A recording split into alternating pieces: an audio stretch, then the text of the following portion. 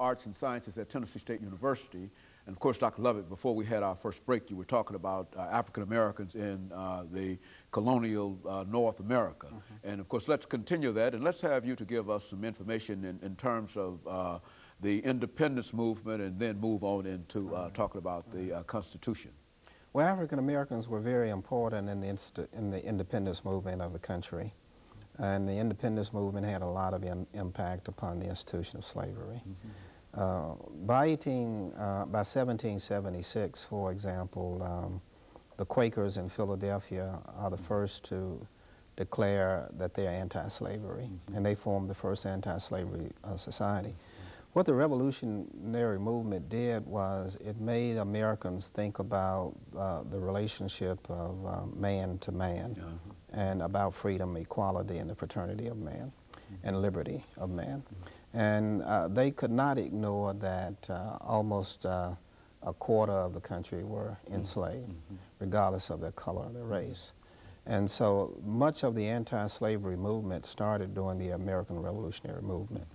1780, Massachusetts, once it changes its constitution as a result of declaring independence from Britain, the first thing that it does was to outlaw slavery.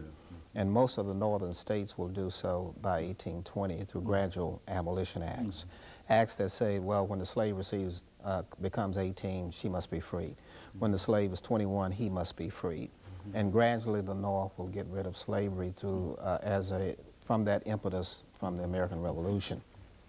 The South will retain it, and so you can basically say the American Revolution was the beginning of the American Civil War, because ultimately we will have a nation that's half slave and half free. Most of the states will have gotten rid of slavery, and the South, of course, will have maintained that slavery. And the South will be able to do so because it will dominate the political life of the country, right, for the next 2 generations. There will be a Southern dynasty of presidents, slave owners, Washington and Jefferson, and then there will be Madison and Monroe, and then there will be Andrew Jackson and Tyler of Virginia, and Polk of Tennessee, and and so Southerners were pretty much dominated. Just a whole range of presidents. They were pretty much dominated because the South was the wealthiest region during colonial and New Nation period. They had the exports. They sold the cotton and the tobacco and the lumber abroad, and that brought cash and imports back into the country. So it was not the North that was the wealthy region, it was the South. And the South was the most populated region of the country at that time. But by 1860, it will be different. And immigrants will not come into the South, European immigrants, because they couldn't compete with free slave labor. So 75% of immigrants will come into the North.